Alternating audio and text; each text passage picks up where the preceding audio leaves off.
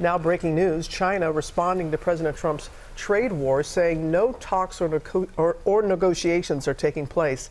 This as the White House shifts its tone. Our chief White House correspondent, Mary Bruce, has the latest for us. Good morning, Mary.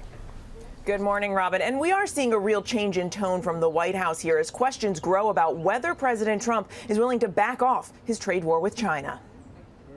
This morning, a noticeable shift in tone from the White House on the trade war with China. The president softening his rhetoric, but still pushing for a deal. How soon do you want to bring the tariffs on Chinese goods Well, that down? depends on them. Trump says the U.S. and China are in contact, quote, every day, but isn't offering any details on those talks. We are going to have a fair deal with China. It's going to be fair. Are you talking to them actively now? Actively. Everything's active. But this morning, China saying the two sides haven't consulted or negotiated at all.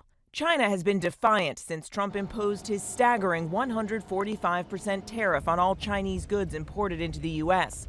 A spokesman for the Chinese government signaling they're willing to talk, but that Trump has to change tactics if he wants a deal.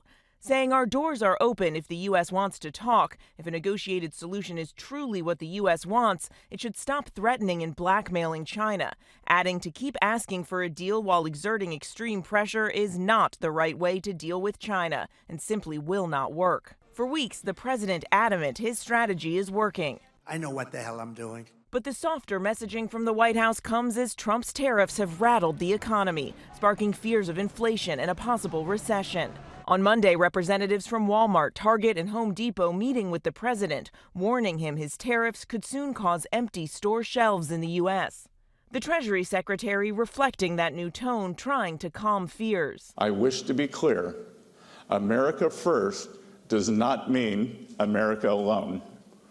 To the contrary, it is a call for deeper collaboration and mutual respect among trade partners. But the whiplash over Trump's tariffs isn't just causing anxiety on Wall Street, but with small businesses and farmers, too. It feels like tariffs are a little bit harder to deal with because it's entirely out of our control.